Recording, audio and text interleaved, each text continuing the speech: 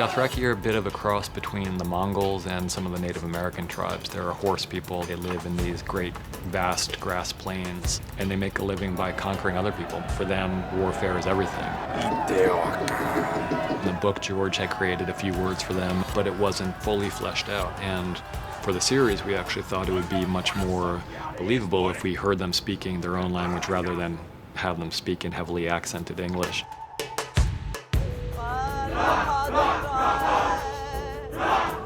We really felt the only way it would work is if there was a real language.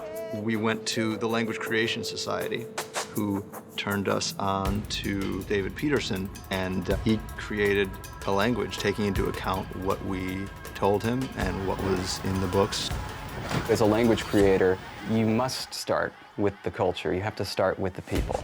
You piece together what their life is, and little by little, you build up vocabulary that kind of reflects their worldview and their world. What might their values be like? What do they see the world as? What's important? What's not important? Ser-Jorah, I don't know how to say thank you in Dothraki.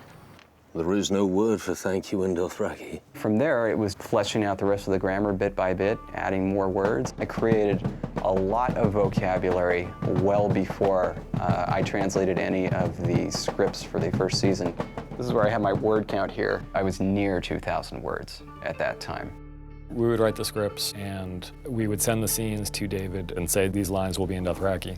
David would send us back translations. I would give the writing team this translation that had the Dothraki line, the English line, then I had a phonetic transcription. And then, of course, I recorded everything on MP3, every single line. There must have been hundreds, so that they could get the intonation right, the phrasing. I think I say like 2 lines in English, but yeah, everything else is Dothraki. Drogo came by Paul-say. Khal Drogo in the book delivers a long monologue in the common tongue, which is essentially English. In the series, Khal Drogo, as played by Jason Momoa, delivers this monologue in Dothraki, and it's this great, powerful speech. It sounds fantastic. Dothraki changed the sound of the show. It's a very guttural kind of language. It's not an easy one to pronounce. It's an incredible language, getting your mouth around the word, like they're so expressive. At-Jaka. At-Jahakar. At-Jahaka. Just like the sounds of it. There's like really good rhythms to it. It's basically like Arabic and German.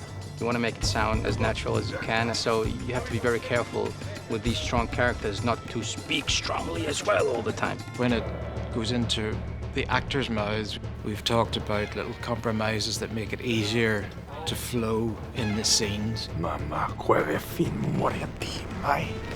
What's he saying? He says yes. Brendan Gunn, the on-set dialect coach, was kind of my ears and eyes on the set. He would let me know what the actors were having trouble with, what things were working, how things were going. There are a lot of forgetting bits. There are a lot of bits that they kind of just, they float out your head. The actors are learning phonetically by listening to CDs and MP3s. Just try to memorize it and try to memorize it, and once you recite it all the time, then you got to figure out what you're saying in English. Then they are reading the English and trying to map the emotion of the English onto the Dothraki. You learn the lines in English. You know, you want to know how you want to play the scene. Once you know that, then you learn the lines phonetically, and then you translate them into the moods and sounds and the intentions that you've made on the English. Put the subtext underneath. So really, your lines, your English lines, are underneath as well. So then you manage to sort of put that over the top. It's kind of an interesting process to learn something that's not necessarily what you're saying. Drogo asked if you want him dead, Khaleesi. No! Comes from a real place rather than somebody speaking gobbledygook and expecting you to learn it. Sounds right, you know, and if you do gabba huja daba gabba, it always sounds really crap, so it is worth trying to master it. It had to be real, I think, for a show that has the demands for authenticity that this one does.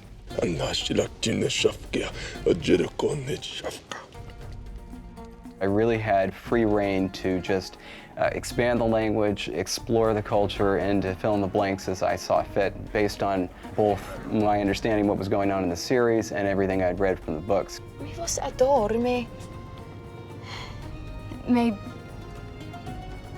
throne. There is no word for throne in Dothraki. Throne.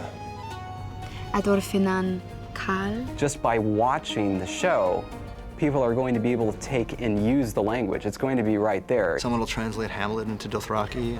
It's just a lovely other way of kind of expressing yourself, really. Villageros e voi.